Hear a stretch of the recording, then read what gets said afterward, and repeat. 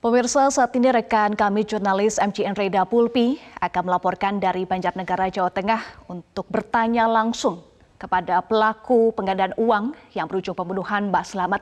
Reda, apa sebetulnya motif Mbak Slamet membunuh para korbannya?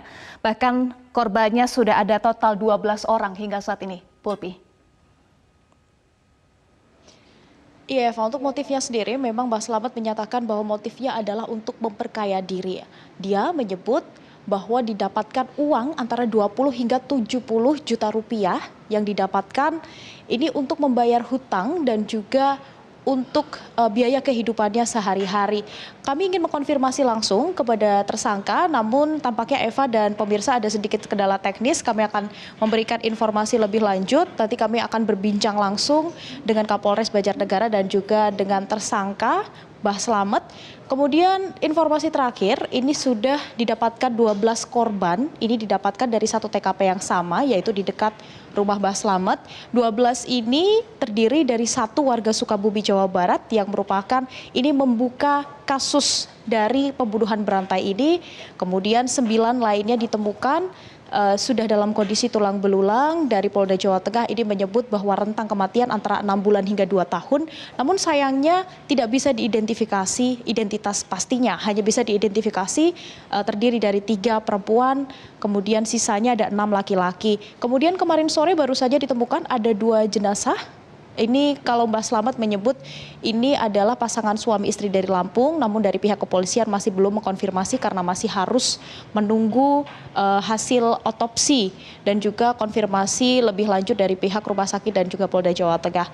Kemudian dari pihak kepolisian sendiri, ini kami mendapat informasi bahwa rumah Mbak Slamet ini dijaga untuk menghindari hal-hal yang tidak diinginkan yang dilakukan oleh warga sekitar. Selain itu masih terus dilakukan pencarian apabila ada korban-korban lainnya, karena memang tidak menutup kemungkinan Eva bahwa nanti akan ditemukan korban-korban lainnya. Karena kalau kita lihat kemarin ketika konferensi pers di TKP, Mbak Slamet ini menyebut sudah lupa siapa saja korban-korbannya, nama-namanya, dan bahkan dikubur dimanapun Mbak Slamet ini mengaku lupa.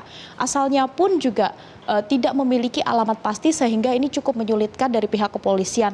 Mbak Slamet pun juga kerap memberikan keterangan yang berubah-ubah. Tentunya ini sangat menyulitkan dari pihak kepolisian sendiri untuk memberikan informasi maupun konfirmasi mengenai jumlah pasti dari korban.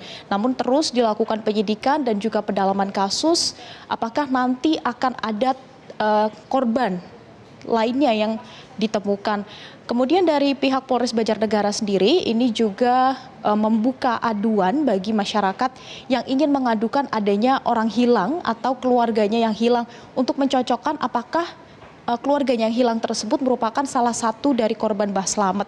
Karena kalau kita lihat dari pengakuan Mbah Slamet, untuk korbannya sendiri justru berasal dari luar Banjarnegara, bahkan ada yang dari luar Jawa seperti Lampung, kemudian juga dari Palembang. Tentu ini sangat menyulitkan karena Mbah Slamet sendiri tidak memiliki alamat pasti dari korban-korbannya, hanya mengetahui asalnya saja. Dan perlu diketahui juga bahwa memang korban-korbannya ini banyak yang tidak hanya datang 1-2 kali.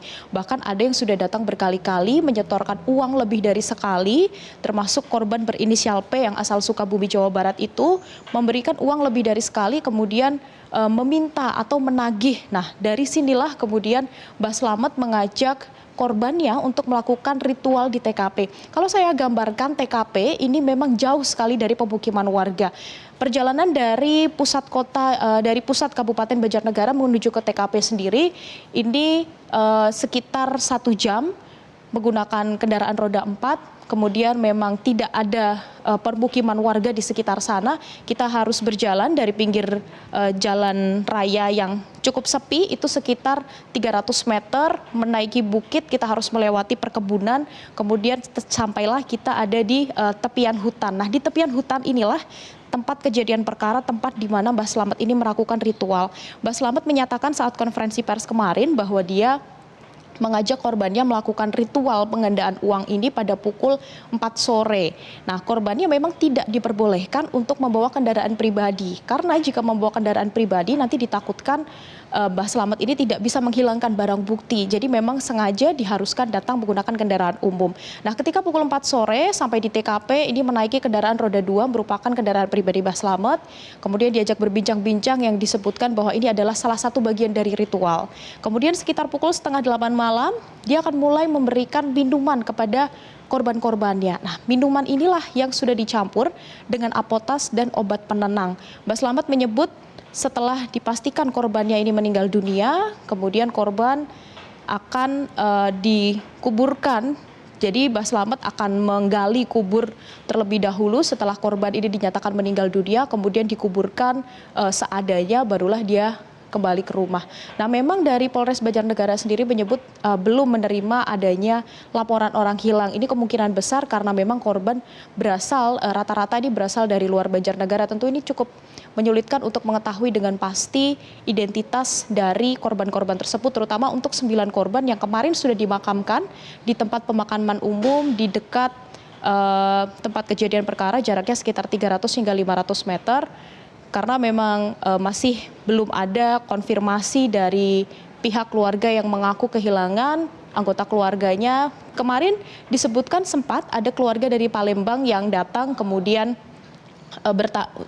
bertanya apakah itu termasuk anggota keluarganya, dan setelah dilakukan penyelidikan ternyata bukan, sehingga dipastikan 9 korban tersebut memang masih belum diketahui identitasnya. Demikian Eva. Baik, terima kasih jurnalis MGN Reda Pulpi untuk informasi Anda langsung dari Banjarnegara, Jawa Tengah.